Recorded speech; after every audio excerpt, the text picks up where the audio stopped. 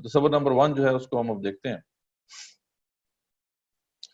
تو جہاد ہو یا قتال فی سبیل اللہ کا جو لفظ ہے، یعنی یہ جو جہاد ہو یا قتال ہو، یہ ایک خاص یعنی اس کی ایک میننگ ہے عربک زبان میں. تو پہلے ہم اس کا لغوی مفہوم دیکھیں گے، لٹرل میننگ دیکھیں گے، اور اس کے بعد پھر ہم اس کے اصطلاحی مفہوم کی طرف جائیں گے.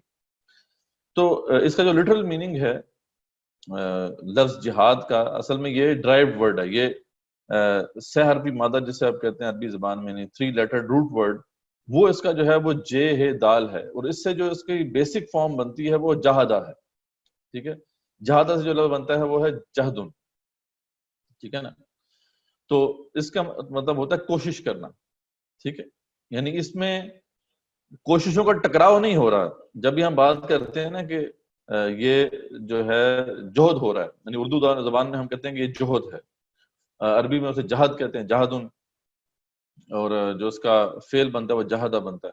اس کا مطلب ہوتا ہے کہ آپ ایک کوشش تو کر رہا ہے بندہ، لیکن وہ کسی اپوننٹ کے اگینسٹ نہیں ہے، تو اسے ہم جہدن کہتے ہیں عربی زبان.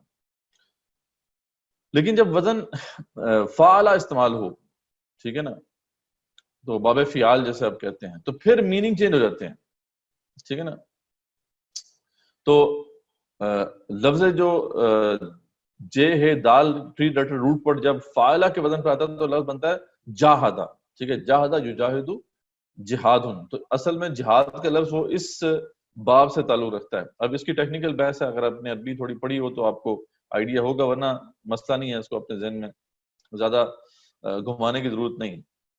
اصل مفہوم جو اس کا بنتا ہے وہ سمجھنے کی ضرورت ہے کہ وہ پھر آ جاتا ہے کوشش کے مقابلے میں کوشش. تو اب یہاں پہ جو مفہوم ہوگا جاہدہ یا جہادن کا، وہ ہوگا کشاکش، کوشش کے مقابلے میں کوشش. ٹھیک ہے، نہیں، 2 فریق جو ہیں ایک دوسرے کے خلاف کوشش کر رہے ہیں، تو پھر یہ ہم اسے کہیں گے کہ یہ جہاد ہو رہا ہے. اسی طریقے سے جو ہے مادہ اگر ہم قتال کے حوالے سے دیکھیں تو وہ جو صرفی روٹ ورڈ ہے وہ قاف، تے اور لام ہے. تو اس سے جو بیسک ورڈ بنتا ہے وہ ہے قاتلہ سے قتلن. تو قتلن کا مطلب تو یہ ہے کہ کوئی بندہ جو ہے وہ قتل ہو گیا یا اس نے قتل کر دیا. لیکن یہ ہے کہ جب لفظ قاتل آئے گا وہی جاہدہ کے وزن پر، قاتلہ یقاتل قتالن، تو پھر اس میں 2 فریقین جو فریقین آپس میں ان کے لڑنے کا مفہوم پیدا ہو جائے گا. ٹھیک ہے. تو لٹرلی جب ہم بات کرتے ہیں لٹرل سینس میں، لغوی سینس میں جب ہم بات کرتے ہیں، تو پھر جہاد یا قتال کا مطلب ہوتا ہے 2 کوششوں کا ٹکراؤ، 2 فریقوں کا آپس میں ٹکراؤ یا لڑائی یا جو بھی جدوجہد ہے. تو اس اینگل کو ذہن میں ہمیں رکھنا چاہیے جب بھی ہم ٹرم جو ہے وہ جہاد کو سمجھنے کی کوشش ہم کر رہے ہیں. تو سب سے پہلی بات یہ ہمارے ذہن میں رہنی چاہیے. ٹھیک ہے. تو آگے چلتے ہیں ہم.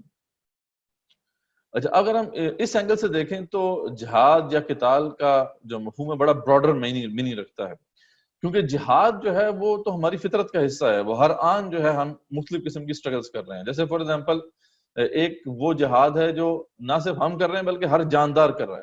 ٹھیک ہے، اس سے ہم کہہ سکتے ہیں جہاد فی سبیل البقاء، یعنی بقا کے لیے فائٹ کر رہا ہے ہر کوئی. ٹھیک ہے.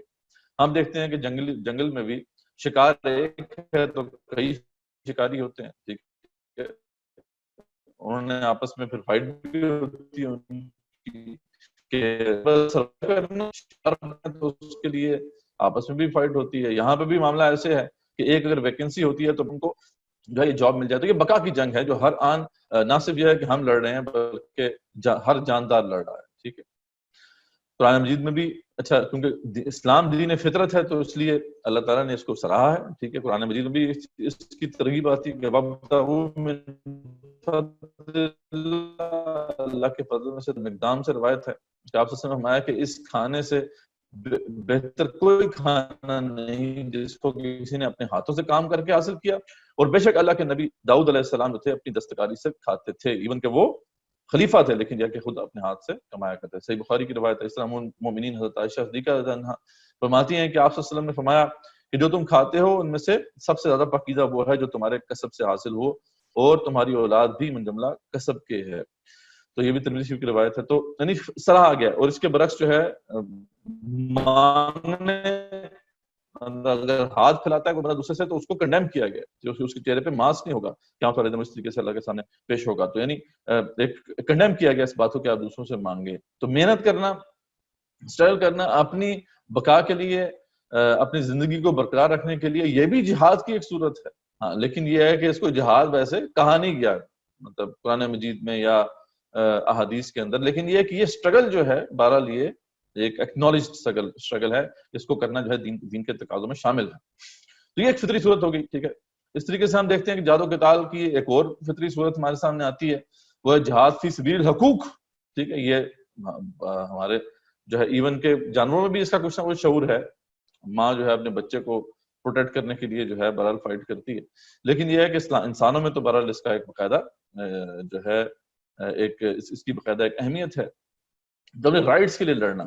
اب یہ بھی دین میں ایکنالجڈ ہے. اچھا، اس کو اس طرح کی جدوجہد کو اللہ تعالیٰ کے رسول صلی اللہ علیہ وسلم نے جہاد کا لفظ بھی اس کے لیے استعمال کیا ہے. جیسے کہ سعید ابن زید سے روایت ہے کہ آپ صلی اللہ علیہ وسلم نے فرمایا کہ جو کوئی بھی اپنے مال کی حفاظت میں مارا گیا وہ شہید ہے، جو کوئی بھی اپنے گھر والوں کی حفاظت میں مارا گیا وہ شہید ہے، جو کوئی بھی اپنے دین کی حفاظت میں مارا گیا وہ شہید ہے، اور جو کوئی بھی اپنی جان کی حفاظت میں مارا گیا وہ شہید ہے. تو آپ دیکھیں یہ سارے رائٹس ہیں ہمارے. ٹھیک ہے، تو اپنے حق کے لیے لڑنا، اس کے لیے اگر اس کو جان دے دیتا ہے تو یہ بھی ایک شہادت کا درجہ ہے. وہ الگ بات ہے کہ جہاد فی سبیل اللہ ابھی کوئی بھی نہیں ہم نے ڈسکس کیا. ابھی تو جہاد کی ہم نے فطری صورتیں ہم دیکھ رہے ہیں، اور کیونکہ دین اسلام جو ہے وہ دین فطرت ہے، تو اس کے اندر اس طرح کی جو صورتیں ہیں وہ ایکنالجڈ ہیں.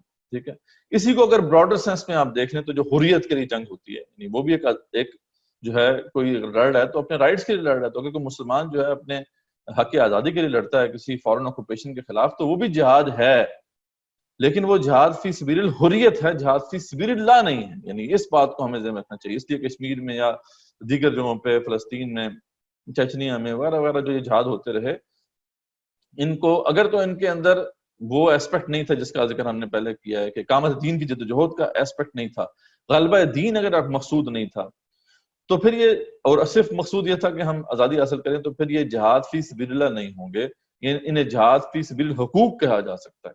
ٹھیک ہے، اور یہ بھی اکنالج ہے دین میں. اری بات جو بھی اس کے لیے کوشش کر رہا ہے، اسٹرگل کر رہا ہے، تو اس کو اس کا اجر ملے گا. اور اس سے آگے بڑھ کر یہ ہے کہ کوئی اپنی جو ہے آزادی کے لیے نہیں بلکہ کسی کی آزادی کے لیے کوشش کرے، جیسے لوگ یہاں سے جاتے ہیں مجاہدین وغیرہ، تو بات یہ ہے کہ ٹھیک اکنالجڈ ہے لیکن اسے جہاد فی سبیل اللہ نہیں کہہ سکتے.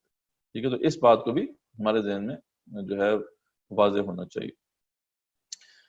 اچھا، ایک اور حدیث جو ہے اس حوالے سے کہ کوئی مال چھیننے کے حوالے سے ابو ہریرہ سے روایت ہے کہ ایک شخص نے آپ صلی اللہ علیہ وسلم کے پاس آ کر سوال کیا کہ اللہ کے رسول صلی اللہ علیہ وسلم آپ کی اس بارے میں کیا رائے ہے کہ ایک شخص مجھ سے میرا مال زبردستی لینا چاہتا ہے. تو اللہ کے رسول صلی اللہ علیہ وسلم نے فرمایا کہ اس کو اپنا مال مت دے. ٹھیک ہے، تو اس شخص نے دوبارہ پوچھا کہ آپ صلی اللہ علیہ وسلم اس بارے میں کیا رائے ہے کہ وہ میرا مال لینے کے لیے مجھ سے قتال تک کرنے کو تیار ہے، نہیں لڑائی کر رہا ہے مجھ سے.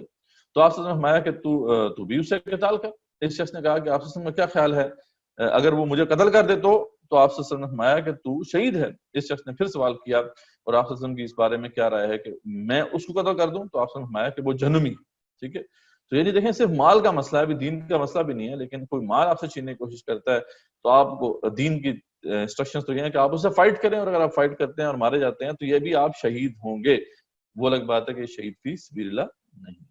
ٹھیک ہے، اس کی تیسری صورت بھی ہے، یہ بھی فطری صورتوں کی ہم بات کر رہے ہیں. یہ دو صورتیں جو ہم نے پہلے بیان کی، جہاد فی سبیل البقاء اور جہاد فی سبیل الحقوق، یہ دونوں جو ہیں یہ دین میں بھی اکنالجڈ ہیں. یہ اسٹرگلز جو ہیں یہ دین کی بھی تقاضوں میں شامل ہیں. لیکن جہاد فی سبیل النظریہ جو ہے یہ بھی ایک تیسری سطح ہے جو عام طور پہ آپ کو پتہ ہے سوسائٹیز کے اندر لوگ کرتے ہیں، انسانوں میں، کہ کسی نظریے کی خاطر، کسی نظریے کی بالادستی کے لیے جو ہے جدوجہد ہوتی ہے، چاہے وہ ڈیموکریسی ہو، چاہے وہ کمیونزم ہو، چاہے وہ کوئی اور اس طرح کا پروسیس ہو. لیکن یہ ساری جو اسٹرگلز ہیں یہ باطل ہیں. اسلام کے اندر نظریہ صرف ایک ہی ہے جس کے لیے آپ فائٹ کریں گے تو اکنالجڈ ہے، اور وہ فرض بھی ہے، وہ ہے اعلاء کلمۃ اللہ، توحید کی بالادستی کے لیے. اس کے علاوہ کسی اور نظریے کی بالادستی کے لیے اگر آپ جدوجہد کرتے ہیں تو اسلام میں بالکل بھی یہ جائز نہیں ہے. اس حوالے سے کچھ حدیث ہیں جو بن مطعم رضی اللہ عنہ سے روایت ہے کہ آپ صلی اللہ علیہ وسلم نے فرمایا کہ وہ ہم میں سے نہیں ہے جو عصبیت کی طرف بلائے. عصبہ یعنی اس میں آپ ساری چیزیں جمع کر سکتے ہیں، آپ چاہے وہ کسی نظریے کی عصبیت ہو، چاہے وہ کسی نسلی عصبیت ہو، کسی نسل کی بنیاد پہ ہو، رنگ کی بنیاد پہ ہو، زبان کی بنیاد پہ ہو، یہ سب عصبیتیں، ان کے لیے فائٹ کرنا یہ اسلام کے اندر بالکل جائز نہیں ہے. وہ ہم میں سے نہیں ہے جو عصبیت کے لیے لڑے اور اس کے لیے مر جائے. یہ کائنڈلی جو انوٹیشن ہے یہ مٹا دیں جن کی طرف سے بھی آئی. ٹھیک ہے، تھینک یو. پھر ابو ہریرہ سے روایت ہے کہ آپ نے فرمایا کہ اور جو شخص اندھے جھنڈے کے تلے لڑے، یعنی وہ لڑائی جس کی درستی جو ہے شریعت سے ثابت نہ ہو. تو غصہ ہو قوم کے لحاظ سے، کسی قوم کے حوالے سے، یا بلاتا ہو قوم کی طرف، مدد کرتا ہو کسی قوم کی اور خدا کی رضامندی مقصود نہ ہو، تو پھر مارا جائے تو اس کا مارا جانا جاہلیت کے زمانے کا سا ہوگا.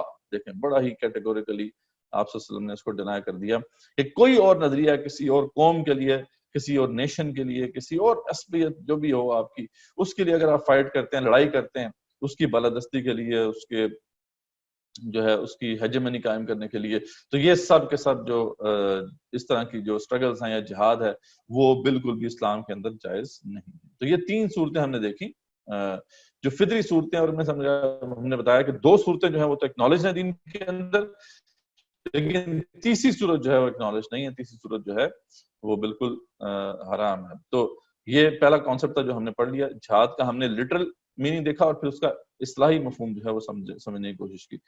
تو خاص طور پہ بھی اصطلاحی مفہوم کا ایک اسپیکٹ تو رہتا ہے، لیکن ہم نے اس کی فطری صورتیں دیکھی.